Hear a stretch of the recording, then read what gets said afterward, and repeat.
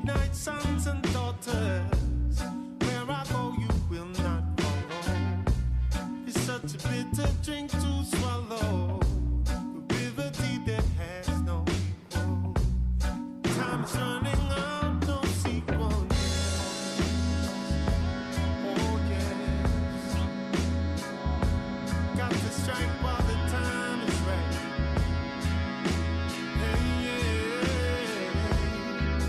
If you feel it, it's the rhythm of your heartbeat. Of your heart. Yeah, yeah. If you feel it, it's the rhythm of your heart. Yeah, of your heart. And this is how you start. I said you feel it in the rhythm and you feel it in your heart. You feel it in the rhythm and you feel it in your heart. Said they both bound together, you can never tear apart. Said they both bound together, you can never tear apart. Interconnected by this foundation, this universal sound felt by each and every one. Felt by your daughters and felt by your sons.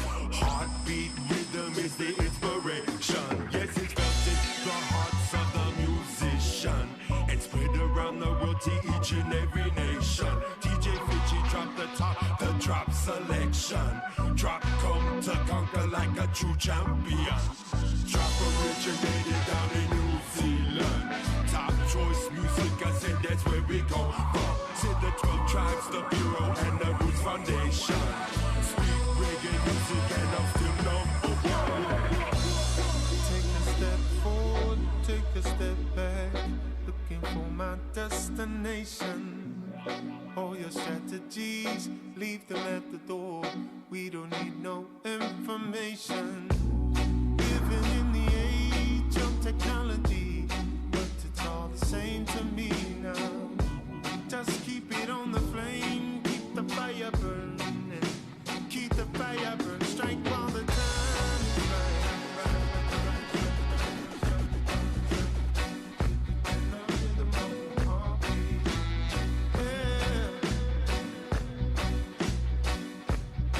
Strike while the time is right.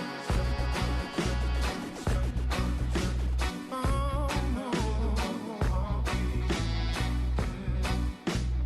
Feel it, it's the rhythm of your heartbeat. Strike while the time is right. In the rhythm of your heartbeat. Oh, feel it, it's the rhythm of your heartbeat.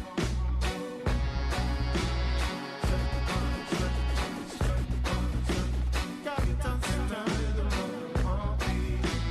Oh.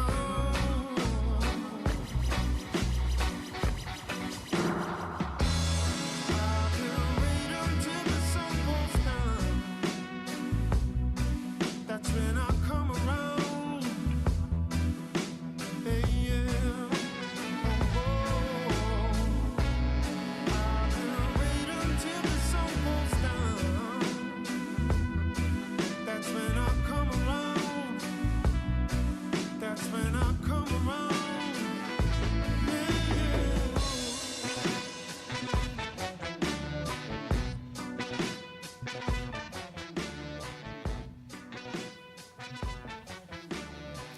Well, hello and welcome into the first call brought to you by Kamada Park as we gear up for what is going to be an exciting long weekend here in New Zealand. We start on Friday night with the Manikato Stakes at the Valley.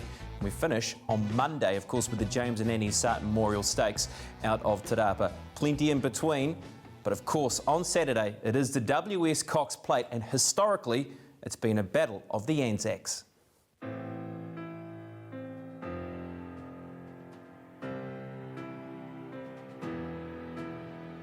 Once this physical play started, it just seemed like Australia went to another level.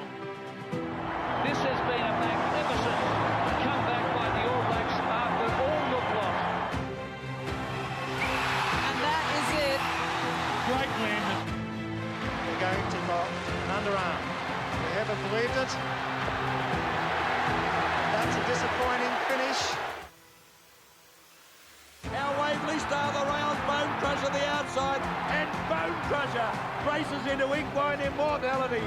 The Kiwi takes the plate, it's the Phantom Chance, and New Zealand takes the Cox Plate with Sunline.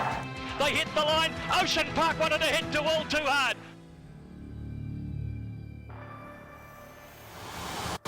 Here comes Tiakau Shark. Oh, he's good. It's up Tiakau Shark. The boy in the tangerine and blue. Feast your eyes on this. Tiakau Shark just goes bang. Colding a neck in front from Tiakau Shark. Tiakau Shark going to Colding misses.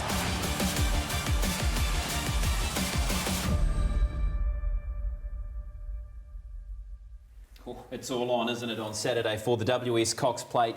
And can we see Tiakau Shark take the race out? He's around $16 or $17. Intriguing race, it really is. We've got Very Elegant as well in the race with James McDonald with that New Zealand angle. International flavour to the race. Oh, it is really set up, Jason, is it? Evening to you and also to you, Aidan. Hi, Brendan. Hi, Aidan. Hi, everyone. It really is. 2 Japanese-trained runners, a runner trained out of Great Britain officially and another one trained out of Ireland, Aidan O'Brien. So in a race that traditionally was between Australia and inter-Australia, extended to New Zealand, and now they're from all over the world. Remember in 2000, Sunline won the Cox Plate. Her campaign kicked off by winning the Manikato Stakes. Now, of course, they're Friday, Saturday night, so we're not going to see a repeat of that. That'll be 1,000,000 to 1, but just showed what an outstanding year she had to do that Group 1 double, 1,200 into 2,040 metres. Yeah, it's a special race, isn't it? I mean, for me personally, Aidan, it's probably the one that I always love to watch and certainly go to watch as well.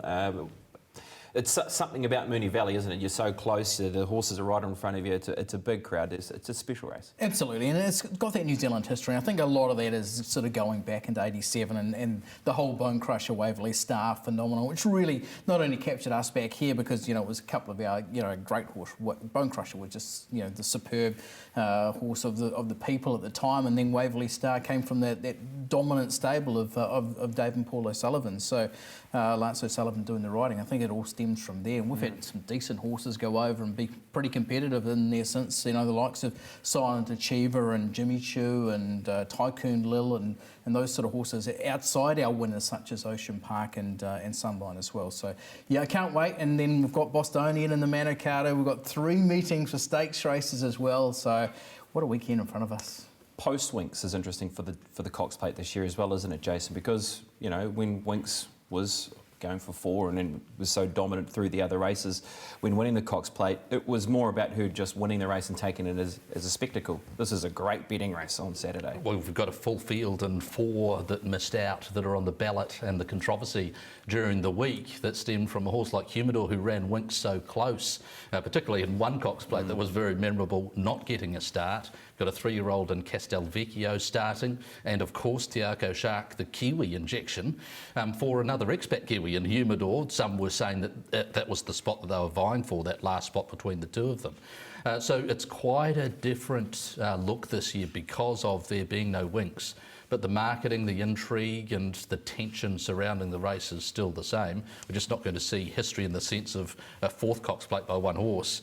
We are going to see history by another special horse having to win it because there is some quality from all around the world. Certainly is, right. We'll talk more around the WS Cox Plate a little bit later on in the show, and of course we'll look to try and get hopefully something from Dan O'Sullivan as well at the back end of the program. If not, you can catch Dan O'Sullivan's selections online or through Trackside Live through our programming leading up to Saturday's Cox Plate Day.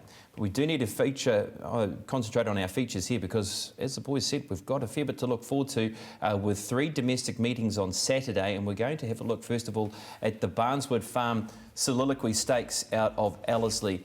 At the moment, track conditions, Jason, they've come back to a dead 6. There's been a lot of wind and there's a chance of more drying over the next couple of days leading up to start time in this particular race, the Barneswood Farm Soliloquy. I think if the track were to stay at a dead 6 or maybe even a dead 5, participants would be pretty happy given the amount of water that we've seen fall across various parts of the country, but particularly in the north of the north the last week. Who does that suit? Well, if it is a dead 6, I think that provides a perfect surface. Interesting market at the moment as well with Travelling Light, who's been the big mover in this market. Aidan, $5.50 into $4.80. And since we're talking about Travelling Light, we'll move straight into the map as well, because she's a horse who does map to be in a very good spot. Absolutely. We saw Aretha lead throughout and winning the Gold Trail at Hastings last time out. I just wondered whether Travelling Light, they'd be just anxious to get to the front. She's so impressive so far in her 2 wins. You've got Bavella, who was caught 3 wide in the Gold Trail. I think they can press forward from 7 and get a spot. I think Familiar will be happy just being 3 back the fence, and First Rock's another speed influence in the race.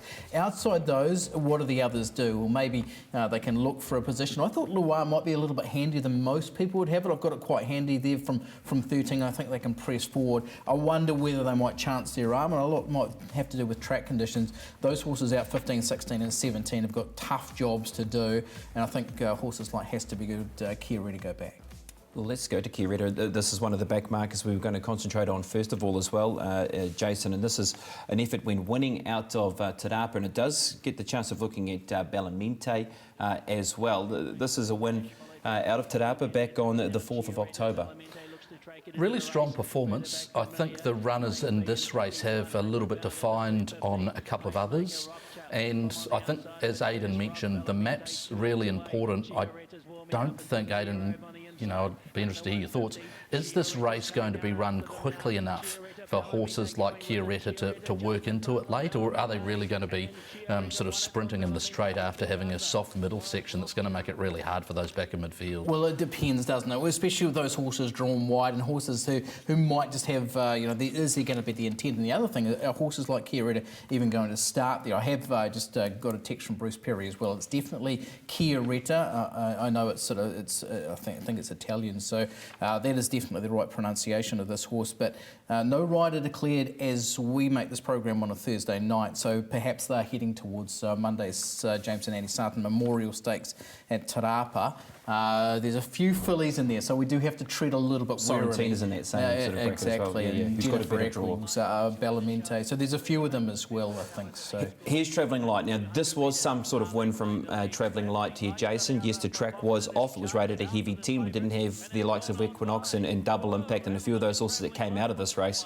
Still dropped Harlech, though, and showed a very good turn of foot and put this field away. I know the track conditions, when you have track conditions like that presented, it's a little bit difficult because other horses might not be as effective, but she's still run the fastest last 600 on the day, and that's a day that's featured pretty good run from Pin Me Down in a resuming sort of sprint race, Supreme Heights in that race, and also Burgundy Bell. So, these are decent short course horses, and she's dead set put them away. Like Harlech's got a bit of a reputation about him, and she's quickened in the last 150 metres and made him look distinctly ordinary. And I don't think they think he's ordinary. I think they think Harlech's pretty decent, and he was okay when he won, wasn't he? So she's going to be very hard to beat. How do you line that up with, say, Sorrentina and Flaunting, Aidan? I think definitely the Matamata form is superior. That's the answer to that. She's gone up at the 250 metres and been alongside Harlech, and then there's 6.5 lengths between them on the line. Yep. So that's how I line them up. This is a very good win. She's wound up really nicely late Sorrentina, and obviously we're seeing Flaunting in there as well. Those sort of horses have been mixing it. She's drawn 17. It's going to be niggly from out there, so I like what she's doing and what she's done in this race, especially late, because she took a long time to really get into her gears, but that top gear looks to be a good one. Yeah, Flaunting in that race. Of course, a runner we've seen appreciates, getting into that sort of slow, heavy bracket races like what the Castletown, when winning in June, placed in a rider stakes, a little move with the bookmakers, 26 and 21. Was 7 lengths behind London Bound when they clashed as well, but then London Bound's chased Flaunting home in the next time out. So Flaunting's another horse who's going to get back from a wide draw, but on her best, she could be competitive here as well. It's just very difficult for both of those fillies from their draws, as you mentioned, where they're likely to be, for them to be finishing over the top of other horses that are going to have 3 and 4 lengths on them when they start to quicken anywhere between the 6 and 400. It just depends on jockeys. But even if they quicken early at the 600, still a tough task to become likely widest of all unless you get Dream Rails runs and run past sort of horses of the quality of Aretha. Where's Bavella going to be in the map? Even Has to Be Good, you'd think might be Do you think Bavella, they'll go forward? They've got to be outside. I think so. Yeah, she's not. She doesn't naturally ping the gates, does she? But she can sort of muster and wind into it. Well, let's have a look at that race now, guys, because it is the Gold Trail, and this is, you know, one of the key form references, Absolutely. if not the key form reference around these horses. And as you can see by all the arrows, well, when you're looking at Aretha, who wins a race and beats Bavella, and obviously Carly's in this race, who's unlucky, comes out and wins a stakes race last weekend. Jennifer Eccles unlucky, Loire as well. So this is the key form going into the weekend. Absolutely. And we're getting a line through Carly. I know she's been really unlucky, but she's now the 1,000 Guineas favourite, which means she's the top of the tree of these horses, yet we're sort of seeing her, you know, a few lengths behind. And yeah, their things didn't go against her, went against her in running. But Aretha is a Matamata Breeders' Stakes winner who's gone on, placed in 2 Group 1s, returned with a Group 3 win.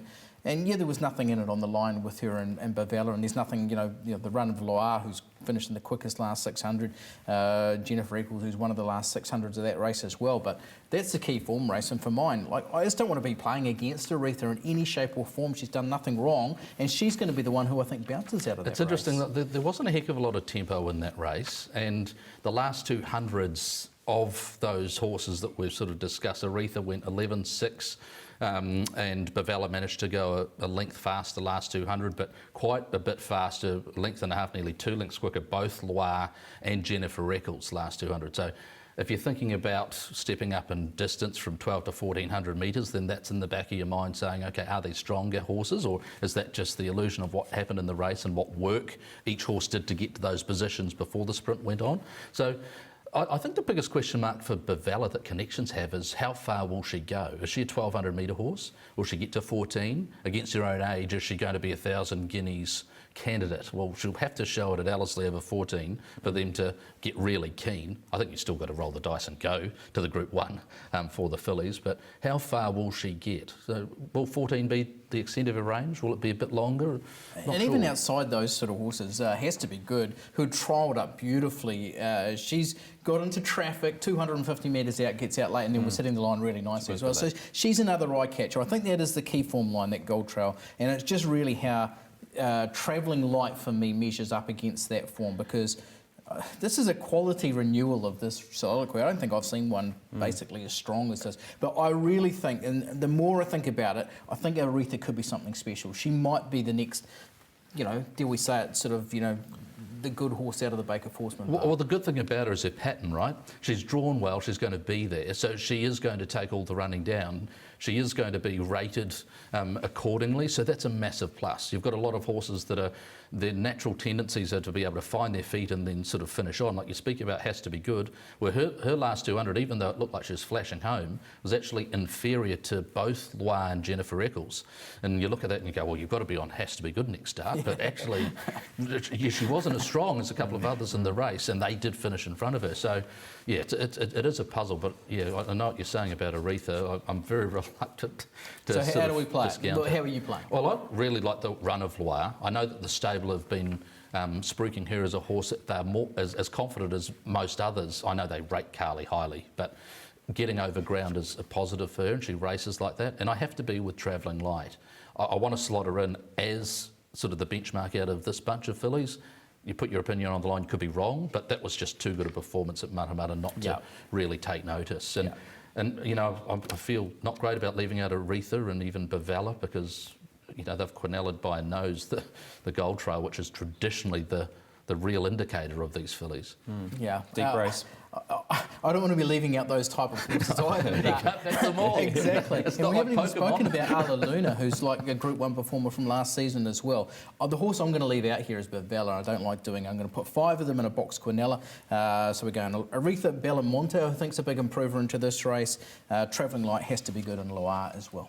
All right, nice one. Okay, that's the Barneswood Farm Soliloquy Stakes over 1,400 metres, and we'll get a true line on who the 1,000 Guineas favourite is, with already what we've seen last week with Carly as the favourite for the race. But of course, we get the chance to see these fillies stake their claim for the 1,000 Guineas at Riccarton. Let's move on now to the next of our features out of Wellesley, and it's a chance to have a look now at race number 6 of the day. And this is This is a top race. This is the Stella Artois Fast Track Extra $5,000, 1400 Open Handicap. We see Sapira, number 1, at $5.50. She was impressive when she won the Travis Stakes at the end of her last preparation. She was Group 1 placed when finishing second in the New Zealand Thoroughbred Breeders. You've got Magnum at $9, $5.50 around the Mitigator, who's drawn to the lead. Hanger is at $4.60. We also see the return of Mongolian Conqueror. Been scratched a couple of times. $13 is the price around him. Of course, narrowly placed in the New Zealand Derby here at Wellesley. Let's go to the map now, and Aidan, as we bring you in, the Mitigator, he's a horse that enjoys Wellesley, enjoys this distance. He has the inside gate, and he was placed when last presented in the red badge. You've got him as the leader. He's the likely leader in the race, and I think they'll press forward with other horses. Battle Time comes into this really nicely at the weight, so just when I was sort of doing my form, I thought it might have been a little bit wetter, but nonetheless, with 51.5 kilograms, I think they'll press the button and press forward. Victor Vegas gets into a nice spot, and I think they'll be as positive as they can with Ronke, but he's so unreliable at the start. You just don't know where he's going to be. There's other horses we'll get back. Superior, Watch the Space, Hanger. That's just their normal pattern. And Southern Icon, as always, he'll sort of just wind into his spot from out wide. I think it's a good draw for him. Okay then, well, let's look at the map. Let's go to the first of our videos now, and this is the Mitigator. This was the placing in the red badge. When punching forward, you've got Dawn Patrol on the outside of the Mitigator here, who of course then has come out and won at stakes level last weekend at Rotorua. Hanger and also Magnum. Magnum might be a chance of going to Tarapa? To Tarapa. Actually, I haven't mapped Magnum. I think Magnum probably will be at Tarapa. They've declared a jockey, Opie Bosson, at Tarapa. No jockey declared at Wellesley. So if it does go into the map, he goes into the trail. His run was very good this day, but there were some really nice runs around him. Watch the Space was eye-catching. Just he won't want it to be run too slowly, though. But at $13, he's a price in this race, Jason. He certainly is, because he gets some weight in his favour off others that come out of that race, and we know that... It's a 3.5 kilogram swing on the Mitigator. Yes, the biggest issue for him is the map. I see there being a lot less pressure in the race on Saturday, the Mitigator. I just expect him to lead and for them to be positive, and there's just no pressure compared to that race at Hastings. And so there are going to be a lot of horses that generally take 100 or 200 metres to find their spots, and they're going to be sort of 3 and 4 wide, trying to get little positions. Maybe a couple of them will end up sort of pushing forward, and that might inject more pace in the race. But what are your thoughts on Hanger out of that? Oh, Hanger's in all sorts of trouble from 13. What do you do with him? He's going to go back anyhow, though, isn't he? Well, then he's absolutely dictated to by speed, I mean, at Hastings there, he managed to slot in front of Magnum. From that better draw. There's no way like he's going to be, I can't imagine that he's going to be, if he's midfield, he's going to be wide in all likelihood. Although Lee Thinnes, he can find a one-off spot, but he just doesn't have that natural go for it. He fell into that, he got into a beautiful position at Hastings. He's unlikely to be that handy, that's all. So what I'm hearing from you, Aidan, is you believe that Battle Time is the horse that could upset the Mitigator in terms of the speed of the race? Do you feel that, or do you think he's more happy to just find that spot outside leader? I think he might be the horse who might just add a little bit of tempo in here rather than just letting the Mitigator get all the way with nothing, and then it depends on what Alan Tate, Southern Icon does from out wide, how much they want to be in it. And the other horse could be Ronke, because we know, when he does ping the lids, he can really be a speed influence, but I don't know. It's one of those things. Just looking at that Copeland's Mile market, Hanger at $8 is on the second line of betting there. So it's certainly the highest ranked of this race going into the Riccarton feature. Right. Well, let's move on to Sapira now. This horse has been to the trials, had an exhibition gallop as well post this, and that was when with Princess Kiridu a couple of Saturdays ago. She's good quality, Jason. I do believe she's got a good race in her somewhere along the line this season. Just how ready is she going to be first up on the weekend? She might be ready, but the conditions of the race are really overall not suitable. Fresh up 1,600 metres, carrying 60 kilo. Those aren't combinations which say to me you want to be jumping on her and backing her with confidence. So, I just... At her best, of course, she's one of the favourites for the race, but under the proviso that I just don't think she can be wound up to be peaking. she has to be a double-figure chance. Bookmakers have her at 550. I agree, but she is the class act of the race, so you've got to respect her around that. Yeah. She has won fresh up. She's won 6 of 13, a Group 2 winner and Group 1 place. But I agree with Jason. She's a 100 rated going into a handicap here first up, and it's completely different to where she started off her last preparation. So I marked her 15s actually, like to be exact, 1460. So it's no knock on the fact that I think she's the best horse in the race. Absolutely. But the best horse has to carry 60 fresh up. Yeah, and look, for me, I want to be betting on her this preparation. It's just not this race. I think it's once she gets she's come up really well. Clearly, she's come up really well. Yeah. So she's going to pick up a nice race somewhere along the line eventually. I think this preparation, as she already has last season as well. Jason, what about for you? Are you going to have a bet in the race? I'm going to have a couple of bets. I can't get away from the fact that Washer's Space is at 13. That to me seems an over, and the map's probably against him. But if there is a bit more tempo, then I want to make sure that I'm on. And the other one is the mitigator. The more I think about the race, the more I think that he's got every opportunity from that draw. If he isn't taken on, then he'll win. If he's taken on, he might be able to trail and still win. But yeah, those are the two plays. That's a nice little hedge, isn't it? You've got one on forward and one back. So it's a nice little go. I'm going to go Watch the Space. Just checking, he's at $31 in the Copeland Bakeries Mile. So I might just have a little button push during the upcoming break as well. 5/10. I've got on him there. So how about you? How did you see this race? Like the mitigator, I really do. I've actually marked it my best for the weekend. Whoa. So Okay, nice. I just believe the horse can jump, hug the plastic, and be very hard to beat around Wellesley. I think he's a horse who's proven that before at Wellesley. He's been very good in some races like the Ritual Mile. And the other thing is the rail's out 9.5 metres, which normally does favour those on speed. And he needs that track to keep on improving, and it is at the moment. It went from slow 7 and the hammer down with the BP best bets as well. the BP best bets is just like bang bang. So. Well, let's hope we see some more bang bang on the weekend anyway from the mitigator on Saturday with S. Mackay in the saddle. That's a look at a couple of feature races there out of Wellesley. We've got a fair bit to go through, but of course it's hard not to look back, and Jason mentioned it as well. Cox Plate victory to Sunline back in the year 2000. But the champion mare is going to kill them. She's 5 in front, Sunline, and a piece of racing history. Back-to-back Cox Plates for the champion mare, Sunline. She's won it by 6 lengths easily. It's the most comprehensive win in the Cox Plate, probably since Dulcify towed them back in '79.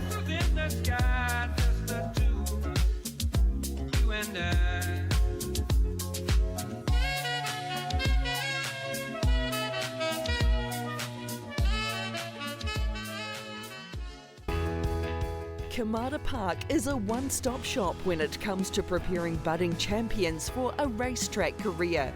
Kamara Park offers the perfect environment to educate your young thoroughbred. The first 2-year-old race this season saw 2 Kamara Park graduates fight out the finish. Kamara Park is supported by top New Zealand trainers. Contact Anna Swainson today.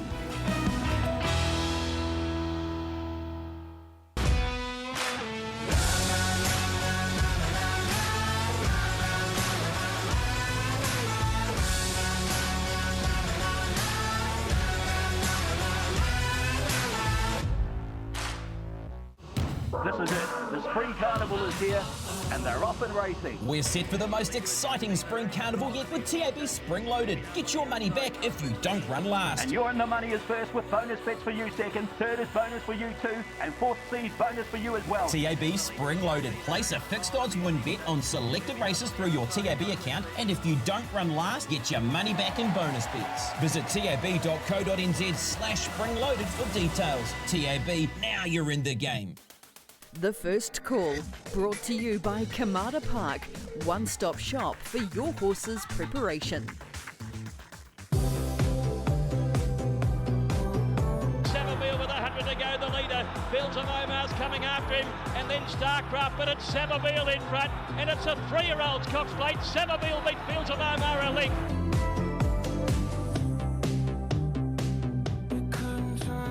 Amazing scenes there with Savabeel. Aidan, a bit of a nice historic there for you. You liking that one? It was. I was on him that day. I backed him about $13, so I was quite happy. As a 3-year-old, he went on and ran second in the Derby, and we know the history of Savabeel now at Waikato Stardom becoming one of our all-time great stallions. Yep, great to look back at an old historic there with Savabeel. We're going to move on now, though, to Riccarton. Great racing at Riccarton as well. I think another chance to get a guide on just where things are at for the New Zealand Cup week, especially with this race, the Water Crease Stakes, Aidan, where we see Awatea Lad at $3.60. You've got Sherwood Forest at $3.80. They both bounce out of course, the Hawke's Bay Guineas, and you've got $4.80 around Woodcote Lass, who won't mind how track conditions are and has fared well in 2 starts down the south so far. Yeah, these two were no match for Catalyst, who is the yardstick in Group 1 2000 Guineas betting. But this is a key lead-up race too. It's interesting just how this race sort of measures up against the Barneswood Farm Stakes at Ashburton last week, and I don't think there's a lot between them.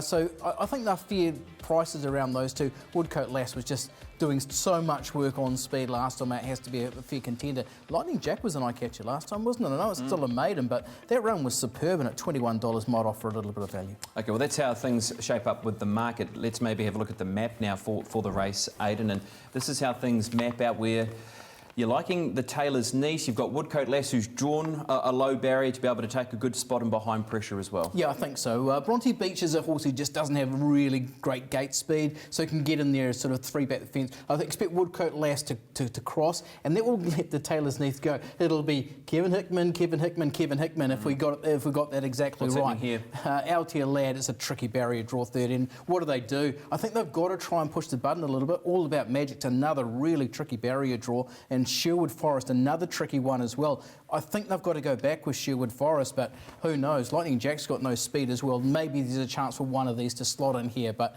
I don't think it's a hard-run race, and yeah, these horses out of the Hawke's Bay Guineas have got tricky barrier draws. Yeah, well, that's the race we're going to have a look at now, and that is the Hawke's Bay Guineas. And I think if I just grab my piece of paper that I have got, Aidan, if you just want to watch this race and just pop it over Catalyst and just pretend that he's not there, call sign Mav would love that as well, actually, because that wins by 5. But let's have a look at a couple of the others without looking at Catalyst here, Jason. Of course, that is Awatea Lad and Sherwood Forest. I can't stop looking. I can't stop looking at Catalyst. I am now, but look, Sherwood Forest probably should have finished in front of Awatea Lad. Got a bump at the 75, which I thought he was about a head in front.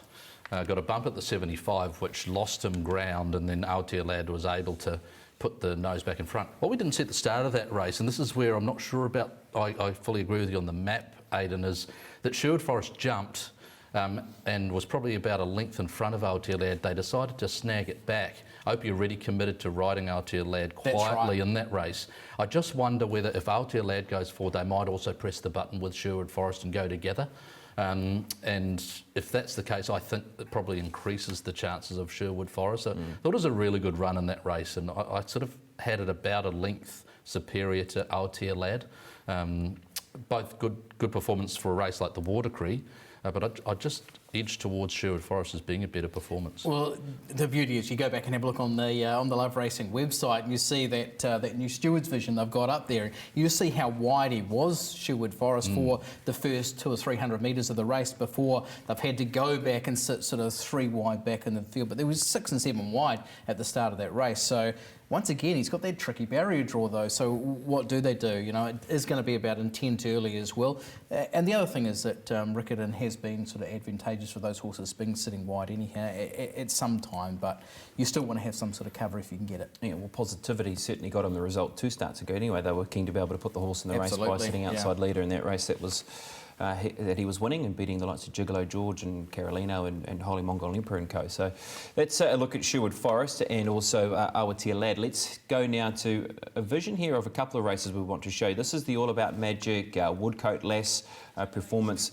We'll talk about these, a couple of runners that run 2nd and 3rd, and also the others in behind, the likes of Sorceress as well here, Jason, and then we'll go again and have a look at Sorceress when running 2nd. But you take on Woodcote Lass here when placed, and of course the winner, what was it, 2 starts ago, so went fresh up out of Riccarton. It was a good performance. Had to cover ground, so you've got to respect that. It was an excellent run, also All About Magic. All About Magic after that ran 5th behind Carolino, but is a lot better in this race under the set weights conditions. The set weight and penalties conditions last start sort of had her having to concede weight, which is not easy for fillies to do, and this is the race that we talk about here. So, you know, in the context of that, you've got these weight swings, which I think very much suit All About Magic with regards to... Well, look at All About Magic here, who's right back in the field. Sorry, not All About Magic, Lightning Jack. That's it, sort of coming 3-4 wide into it now. Just, that really scoots home after getting a long way back and also getting into traffic as well, and has gone past All About Magic. It was a very good run from a maiden who's on the way up. I just want to go back to Woodcote Lass as well, because we saw how wide she was. She never got in at all, and she was doing that on speed. And so I really like that performance. I think she's a high-class filly with a bit of upside going into this too. Well, the low gate on the weekend, we know that she's a horse who can take the spot. So, I mean, there's some good positives around here, and even the track conditions, I think, as well, with where they're rating. It looks like if it does improve, that won't be an issue. But if it stays in that slow bracket as well, it still holds her in a good chance. Yeah, I think they expect it to be around sort of slow 7, slow 8. Was speaking with Greg O'Connor about that, and he sort of felt, given the rain and what he knows and has discussed, that around a sort of slow 7, slow 8 would be that track. But she just maps well also. So that's a real positive. As you say, when you're off the track like she was in that replay that we saw, for her to be able to stick on like that's a positive. So she is not going to be doing the work that a Sherwood Forest and an Aotea Lad will have to do. That said, I think that a forward position is there for the taking for a horse like Sherwood Forest. I think if Troy Harris is positive, he can find an outside of the leader position and dominate the race from there. And I think if he does, I think he'll win. Okay, I'm not betting into the race. No units for me, but Sherwood Forest is my lead as well. It's interesting just how that South Island form measures up against the Hawke's Bay Guineas, and that'll decide it, I'm sure. Yep, all right, then well, let's move on to the next race we're going to preview there now, and this is the Christchurch Casino Spring Classic Handicap over 2,000 metres. Kaharo is at $9 at the moment. A market where we see Durissimo 460, single figures around D&G, a horse who's got very good cup form from last season. Auckland Cup 4th, 2nd in the Wellington Cup, 3rd in the Canterbury Gold Cup. Some more distance is key for D&G once getting beyond 2,000 metres. Zentessa ran 2nd in this race last year, $7.50 at the moment. That's the market.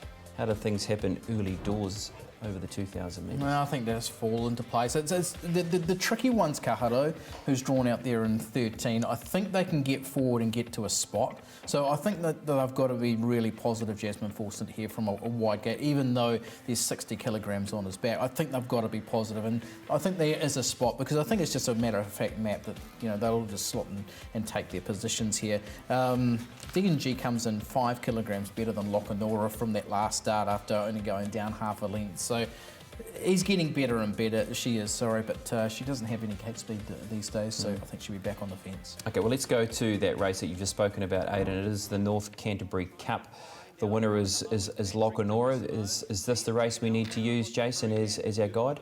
I think so, but I mean, you could run these races sort of 100 times and you get so many different results. There's really not much between any of them. And like tempo and map position, a lot of them have eyes on other races that, to me, they're just not overly attractive betting races. She's got a short sprint, but a very good one, Durissimo, and she just sort of comes to the end of it. It's a very significant weight swing that Aidan speaks of it. It's hard to think that Lokanora would be able to beat her again under the swing and conditions as they stand for Saturday.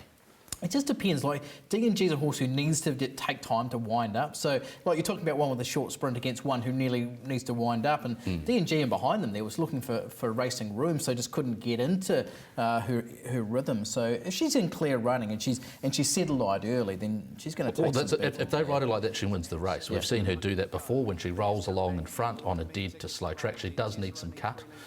D&G, when she does that, and when she's fully fit, I mean, they wouldn't beat her if those are the conditions on Saturday. This one I don't mind with where she sits in her preparation at the moment. Zentessa, she's 3rd up. She's a horse that looks nicely suited to this after this run over the 1,600 metres when last presented. Yeah, decent daughter of Zed. She looks like she's looking for 2,000 metres. 3rd up, as you say, a couple of boxes, significant boxes for a race like this ticked. All right, any bets? No bets, but Zentessa's sort of the horse that I'd lean towards, considering sort of a play in the race. I'm waiting for D&G. Maybe it's just the Metropolitan on a sort of a dead track that you want to be going on her, but yeah, Zentessa each way. Okay, I was with D&G. How about you? Zentessa. is the one I'm liking. I haven't got a bank bet on it, but I've actually stretched my 100 units from Friday through to Monday. So how did you do that? It's like having one cup of coffee for 5 days and taking a sip a day. I've had a bet on every day except for Sunday, so I'll probably back drop goal on the match and the Wales South Africa match with my other bet. Anyway, let's move on and have a look at race number 8. This is the Copeland's Bakeries Mile Trial, where Kiwi Ida's the favourite at 380. Sacred Day is south now, $4.40 for Team Pikers. They have their eyes on the Copelands as well, with Sacred Day. He's trialled up nicely. As we know, he's going to be better over a touch further distance. And She's All Mine, the one that they have been keen to step into. Again, it's been that sort of horse in all of her starts, to be honest with you. Ever since she started her racing career, she's always been a market mover. 6s into $4.60. Let's go to the map now, Aidan.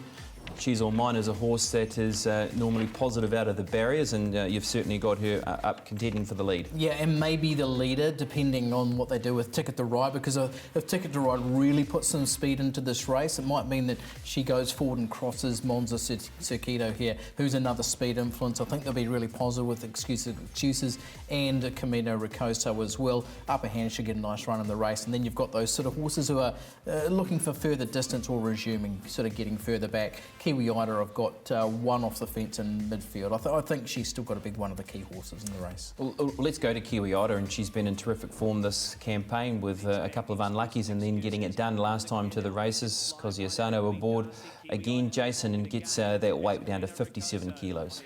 Still has to carry quite a bit more weight than this day, and she was presented to deliver quite softly. So maybe with that fitness and all of that, maybe she is still able to win. It's not a straightforward race, though. Isn't she? She's a cracking horse. Yep. She's won 11 of 36. She's able to quicken like that. She'll be no doubt heading towards a race like a Canterbury Breeders' Stakes through New Zealand Cup week, and then ideally I want to see her up in the north. I want to see her up there taking on the mares in the north. I'm sure she'll be competitive. She's a cracker. Here's Sacred Day. This is his effort at the trials recently at Avondale. He gets to the centre part of the track and he's doing all his best work. At the back half of the trial, he really surges through the line. Jason, is he? I think we all know how much talent he's got. Is he a serious winning chance of winning this race on Saturday, or is it about him running well and then Copeland's? It's not quite a Superior scenario, like, pretty cold on Superior at Auckland, but look, I don't think 1,400 metres fresh up with a view to the Copeland's is a time that you want to be climbing in on, at around sort of $4.50 on Sacred Day. That's not my preference. I think he's likely to be, second, third, last, and having to make up a lot of ground, against a few horses that will be that much fitter than him. He's got the class element. We saw that in Australia. We've always known the reputation that Tony has of him, and the regard that he holds him in. But yeah, this mare here, she's come back really well, and I think with the addition of the tongue tie and this run under her belt, she's going to be a couple of lengths better. She'll need to be. But I think if she is, then she's certainly the one to beat. It is a step up in grey, but she's won 4 of 6 and campaigned in Queensland, so yeah, she's a nice horse. She is, and market's moved on the horse as well, and is one of the favourites now. You have a decent line on her, don't you? How are you rating her, Brendan? Look, this is obviously her biggest test with what she has to strike here on the weekend, but I believe she's up to it. I think she's a horse that has reached that level now where she's ready to tackle a race like this. I know that she's improved since that run, and her work has come on with it as well. That's the key that you mentioned, the improvement, and that's what Daniel Miller said after the race, that hadn't really done a great deal with her leading into that. So she wasn't fully fit, and I doubt she'll be fully fit tomorrow, but she'll be a lot fitter. And so even if you factor like your 2 lengths natural improvement from one start to the next, that might just be enough to have her winning. You having a bet? Did I have a bet? No, I didn't, but I was pretty keen on She's All Mine. Not from a unit perspective, but She's All Mine is a horse that I'd You consider. did have a bet. Oh, no, you didn't. And Remington, I thought was getting up to a real big price, Remington. I think maybe if they can just fire him up and get him going into his race early, that he's capable. He's just at a place in the weights where he could surprise, I think, at a price. Yep. Dusty Mac wasn't too bad last time out either, behind Kiwi Ida, and it comes in 3 kilograms better, but if there's a steer from me, it would be Kiwi Ida because I'm a fan. All right. I like Shoes All Mine, but I thought the bet, look, the money's gone, the price has gone on Sacred Day in the Copelands. I think he was at $26, but I think he can still get $5. He came of age last preparation, didn't he? He went from a 65 win at Doomben to a Grafton Cup, but before that, he's going out at 2s and 3s just about every start and failing. So he's a bit of an enigma. I just wanted to see him coming back like he left, but no guarantees for It's just that pattern, right? Like, he's drawn well, but he's going to be back over 1400. Like, he'll be outpaced early, and there won't be an intent to really hold a spot. I wouldn't have thought, but. Yeah, and here is the Copelands actually. $6 Concert Hall, Secret Allure $6, Cut a Deal $8, Vigor Winner $8, Hanger $8, Sacred Day. 31s I just checked on the horse from up north. Watch the Emma Space. Evans horse, yeah, Watch the Space. So yeah, Sacred Day, 26 and 12. Still 31s after you checked? After you push that button. All right, anyway, let's move on now with the first call with Kamada Park, and we're going to move to Trentham now because we do have a couple of features to look at there. The track condition is rated in that heavy bracket, so you know, the field sizes, I'm sure they would have had a lot more probably horses there if it wasn't of the heavy nature, and we still get to see some of these horses that have raced well throughout the winter at Trentham, even a runner like Polly Gray. I know that Kylie Fawcett sort of spoke post-race Matamata Cup Day that they were maybe looking for a bit of a break, but horses in form, and this is the right sort of race to be having a shot at, with the runner being in form. Polly Gray at $4.20. Secret Allure won the Taranaki Breeders at $3.10. Gallardo $9. A couple of good runs back so far for Bryce Newman. Dolcetto $7.50. Morna Kia $7, who's been busy through the winter. And Jessie G never got all favours when last presented in the Taranaki Breeders.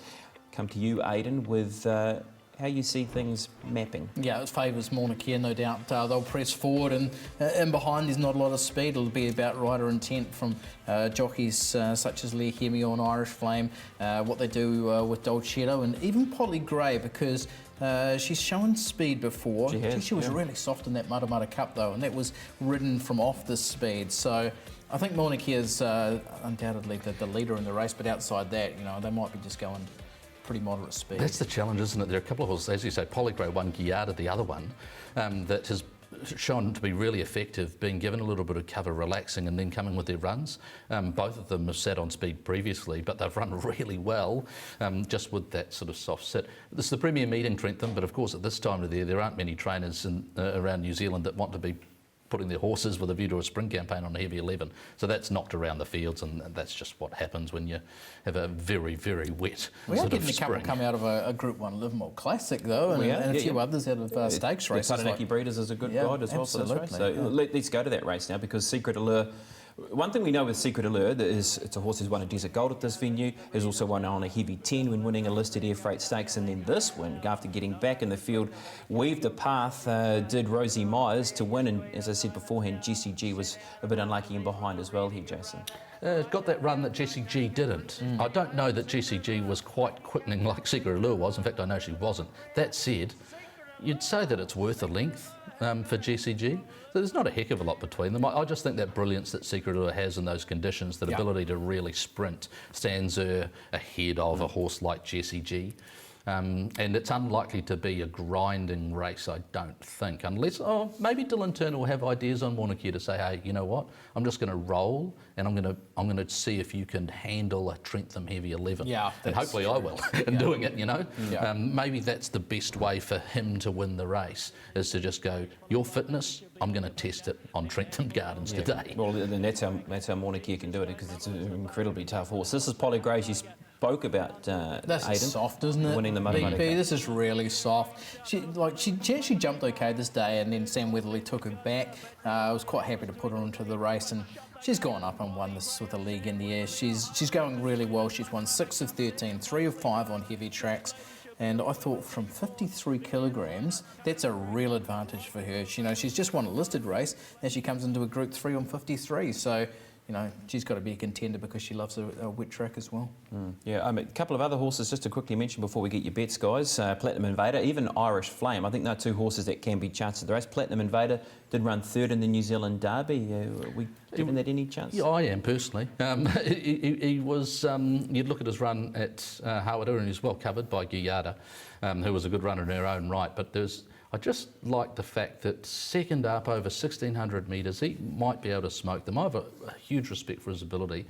Out of that New Zealand Derby and out of that 3-year-old crop, he was certainly one of the horses that once over ground as a 4 and 5-year-old, I thought, he could be the one. He, out of all of them, you know, he could be the one that could progress. So in a race like this, I think he is a smoky chance. Yeah, any bet? We're out of time, so you doing it. No, tough race for me. I was leaning towards Secret Allure. I thought she was, on what she did at Hull, she's got to be the horse to beat, but Polly Gray's not out of this for sure. Let's move on to race number 4. This is the 2-year-old race. It is the Wellesley Stakes. Favouritism, Cool as a Beal at $2.10, opened at $2.30. Play That Song is at a quote of $4.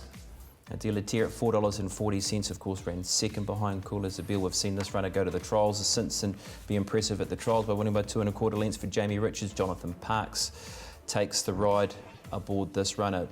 Jason, we go to the first 2-year-old race of the season, where we see the Quinella looking to compete again in the Wellesley Stakes on Saturday. I thought Delatere was going to go straight past Cool as a Beal, so it was a good fighting performance from the colt by Savabeel. But I don't know that there's much between the reliable man filly and the colt. She was really good late, but yep, you know, the race was probably won that last 50 metres, but yeah. And she'd won a couple of trials leading into that as well, but so too had Cool as a Beal, and he's won a trial since as well. Yes. We're having a look at this effort at Tarapa as well. He just looks like he's a real pro, doesn't he?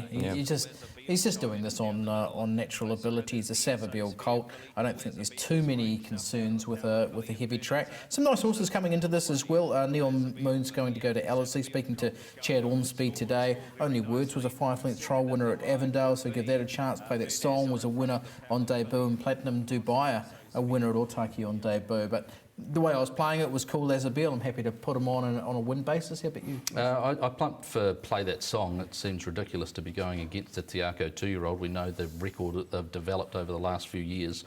But Play That Song is suitably impressed with that Ruakaka debut to say that if he copes with the track, she copes with the track, that maybe she could cause a minor upset. And there's 4 horses that are eligible for the Karaka Million in this race, and I think that's a key factor for it as well, because those 4 runners are all on the market. They win or run second, well, they park themselves a ticket in the lottery, don't they? At Wellesley, and it puts them in a good spot nice and early in their preparation to be able to lock that away. So a big chance for some horses there that are looking towards the Karaka Million. All right, we're going to take a break here on the first call with Kamada Park, but it's Cox Plate time. It's pretty hard to not watch this race again. Bone Crusher in our Waverley Star. Bone Crusher, our Waverley Star, stride for stride, nothing in it. Our Waverley Star, the rails, Bone Crusher the outside, and Bone Crusher races into equine immortality. What a dream finish, and Bone Crusher has won it.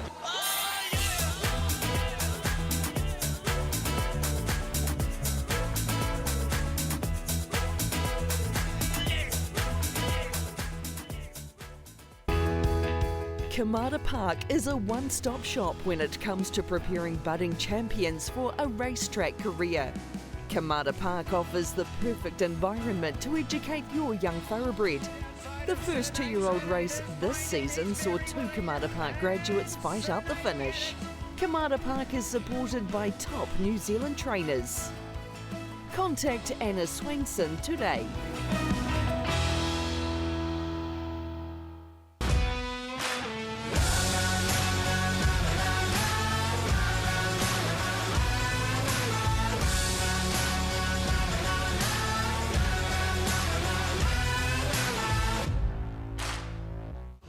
This is it. The Spring Carnival is here, and they're off and racing. We're set for the most exciting Spring Carnival yet with TAB Spring Loaded. Get your money back if you don't run last. And you're in the money is first, with bonus bets for you second, third is bonus for you too, and fourth C's bonus for you as well. TAB Spring Loaded. Place a fixed odds win bet on selected races through your TAB account, and if you don't run last, get your money back in bonus bets. Visit tab.co.nz/springloaded for details. TAB, now you're in the game. The First Call, brought to you by Kamada Park, one-stop shop for your horse's preparation. This is how legends are made. Racing in the Cox Plate. but it's all over. So You Think is going to go all the way. He's racing clear, and So You Think has vaulted in the Cox Plate. That's an amazing win. What an amazing performance. This is how legends are made.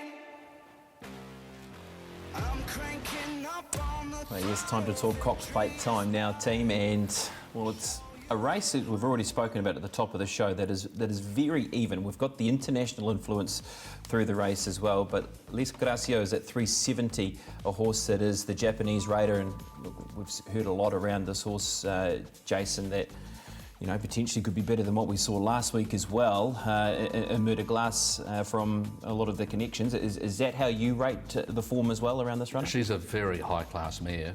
Saw her in Hong Kong in December. She just went down to Exultant in a punishing ride. Zach Purton was very good on Exultant, but kicked back and beat Liz Christchurch. That's proven to be one of the strongest form lines in Hong Kong. Beauty Generation is a very strong form line up to a mile, but that Exultant form line was rock solid. Behind Exultant subsequently in the season Rise High, and that was the horse that toppled Beauty Generation and halted his winning streak. And that's notwithstanding what she did in Japan after that. She's a super mare, there's no doubt about it. Then you've got, Tiako Shark and the fact that he's drawn the core pork, so to speak, and is it that bad? I mean, I'm sort of thinking by the time we get to this race, it's about race 18, so they've had a lot of racing on Friday night. It depends what you got in your boot porting and you've got in the core pork. But what do you think Opie Bosson's thinking? Well, I know I spoke to him yesterday, and he said that he was really happy with the work on Tuesday. He said he's really happy with the horse, and it's going to be his job now. You just put you put your faith in his hands, and he's got to do a job. But it's not going to be easy. But we do see Les Gracio. I love your pronunciation. I'm not too sure if you knew Japanese or French or your Māori pronunciations. But at least he's going to get a tail, I think, as well, unless they really go hard early with that horse. So how do you think they will ride her? Oh, Damien Lane's already said that he'll ride her, as she jumps. I think you'd have to be positive, and in the back of your head you wanting to be positive. In Hong Kong, settled back off the field, there was more pressure early in those races. In Japan, when she won, there wasn't much early speed, so she was able to roll around to outside of the leader, no dramas.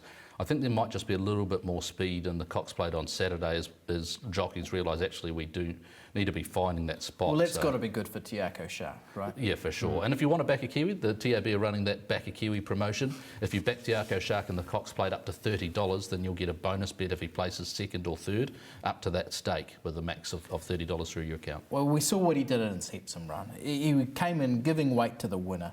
We know he's explosive. We know what he's capable of. We just want to see it on Saturday, right? We just want to see him coming out and blitzing a Cox Plate field. We do. Look, it's up to 2,000 metres for the very first time, weight for age, all those sort of question marks. Now you've got to throw into the mix his barrier draw. So let's hear a little bit more from the team and Jamie Richards.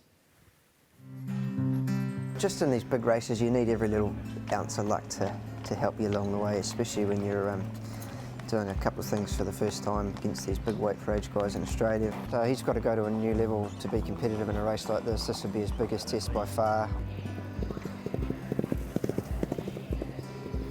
Switch over nice. Yeah. Happy?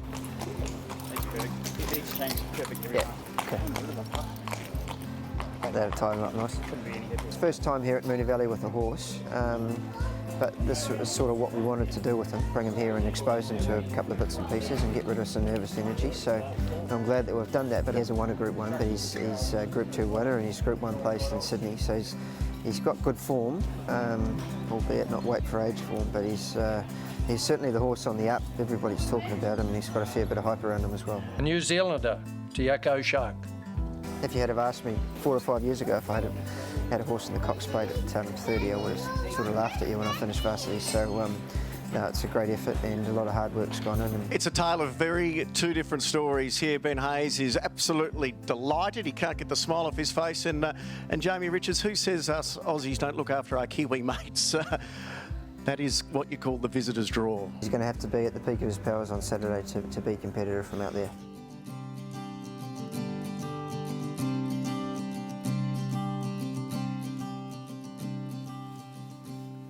find out at 5 minutes to 7 if he is at the peak of his powers to win a WS Cox Plate. We better touch on some of the other Kiwis that are competing in Australia over the weekend as well. We've got the Manikato to look forward to on Friday night, of course. The Bostonian will be lining up for Team Pike, Madison County as well. Gentlemen? Yeah, in the Crystal Mile, and they did nominate Consensus for the Crystal Mile as well. She goes round in a Group 3 on the same card as well on Saturday too. That'll be on our second page. There we go, with Michael Walker doing the riding. So I think they're all in with shouts. The Bostonian must be a great each-way bet from the draw. Yeah, absolutely. You know, stepping up from 11 to 1,200 metres, the fact that he was pretty good against trekking late, and then we saw trekking place in the Everest. You know, if the other 3-year-old Bivouac doesn't sort of show up, then the Bostonian can be there picking up the pieces. And he is the only New Zealand horse nominated for the Hong Kong International Races in December, as an aside. So he's nominated for both the sprint and the mile. Of course, there's a long time to go between now and then, but yeah, we wish Connections all the best on Friday. Certainly do. And Glory Days was likely to go towards the Moonee Valley Cup. Now Lexus on Derby Day will be the likely path for Glory Days. Okay, well, we had some success last week with the First Call Special. Let's see if we can squeeze something out of Thad Taylor. Hi, Thad. Welcome in. Well, it certainly was a very good week last week for the First Call Special. Let's find out where the money is going on what is going to be a very busy long weekend. Yeah, boy, oh boy, Pops. 3 domestic meetings on Saturday to go with that bumper day we've got at Moonee Valley, and obviously Randwick coming in as well. So, look, I think the threat of wet tracks or office tracks and people not quite knowing where the tracks are going to end up on Saturday has just curtailed the early betting to some degree. There are a couple that they don't mind, though. Anne of Paisley in the rating 72, 1,200 metres at Wellesley, shooting for 3 of 4. There's plenty of money for Anne of Paisley out there at $11. Looking down the aisle a little bit, Weka Force and Bound to be Honoured are going up against each other in the rating 72 down there at Riccarton. They're joint favourites currently. Bound to be Honoured, obviously, with Tony Pike. Weka Force with Terry Ray. All the money at this stage is with Weka Force. So there's probably a couple of interesting moves at this stage. But as I say, just a little bit quiet early doors with that off tracks about. Well, let's work our way down the island, Thad. We'll start at Ellerslie. The Barneswood Farm Soliloquy Stakes really does set up to be one of the races of the weekend. What a booming race, Pops. Great betting race, and we have a massive bearing on the makeup of this 1,000 guineas. Obviously the Sarton as well, which is currently available for betting, is out. There'll be a few fillies in that, but really the Soliloquy is the highlight, and the money's come for Travelling Light. She hasn't come with perhaps the form lines of some of the other horses, the Arethas, the Bavellas, who come through that Desert Gold, the Has to Be Goods, etc. But gee, 2 from 2 and on the eye really looks to be a progressive type. So Travelling Light's been the early move, 6 into a 480, so a fairly decent move for her. Obviously there's money for Bavella and Aretha, who are both competitive, but gee, you can make a case for many here. We've got good fillies out there at $14. Jennifer Eccles has to be good out there at $14. Loire's done nothing wrong and has been running on. But if I can give you one lead, it's Travelling Light, BP. 2 features to look forward to at Wellington, Thad. We do have the Thompson Handicap and the Wellesley Stakes. Yeah, let's start with the Wellesley BP, and there's a talented 2-year-old here, Cool as a Beal for Tiakau. At $2.10, and look, it's really one-way traffic at this stage. It's interesting, the horse that ran second there of the Rogersons has had support in that first race up at Wanganui, but one-way traffic around Cool as a Beal. Interesting, the Thompson, money split dollar for dollar between our 2 favourites here in Secret Allure and Polly Gray. Look, Polly Gray's been in tremendous career best form, and obviously Secret Allure was dominant last time at Hara, so you can understand why they've been backing them both. Look, Monarchia's in the race, Dolcetto's in the race. Chances don't end there. There's only 8 going to the post, but you would have to accord every one of them a chance. So, look, best bet clearly at this stage is Secret Allure, but right on its tails is the good mare Polly Gray. And off to Riccarton now, Thad, the Ward to Crease Stakes worth $80,000. Yeah, look, good race for the 3-year-olds here. We've got 3 horses clearly on top of this market, as you probably highlighted, but look, customers can't split them at this stage. Aotea Lad, our favourite, just in front of Sherwood Forest, who we've had some good money for in our 2,000 guineas book, particularly to run in the top 3. So look for a good run from Sherwood Forest come Saturday afternoon. And also Woodcote Lass. Look, they're not really backing anything outside those 3. We're out to $14 for the remainder, plus for the remainder. So even market can't give you too much of a lead here, BP, unfortunately. Well, First Call Special time now, Thad. Punters cashed in last week. Let's see if we can get a double up. Yeah, why not? And look, we're going to go for the Thompson handicap. It's an either-or bet type. Secret Allure is $3.10 in final field to win the Thompson. We're going to throw in Lisa Ladder's other runner for you. A Platinum Invader, the talented 3-year-old, has had a run back from a spell. You would expect natural improvement. $3.10 in the first call special till 5 o'clock tomorrow afternoon to have either Secret Allure or Platinum Invader to win the Thompson this year.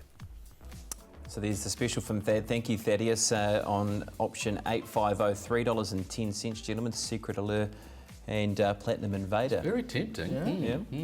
Is it going to be part of your units? It's very tempting. Okay, I'll have a look at them.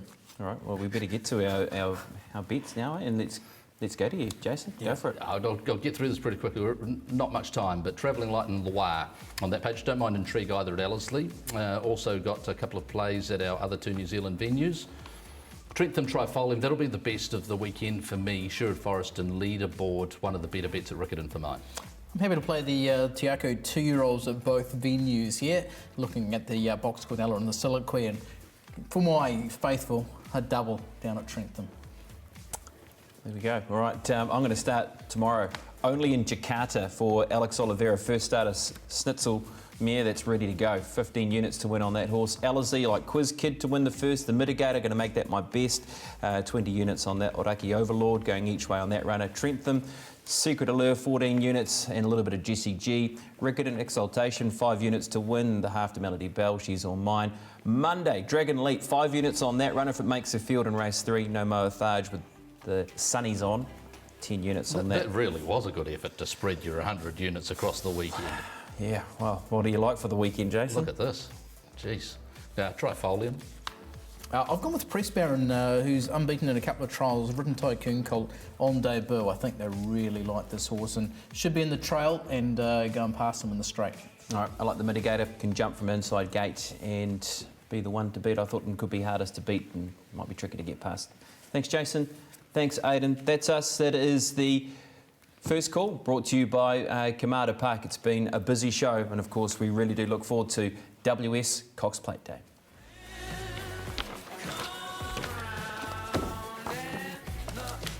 Do I have a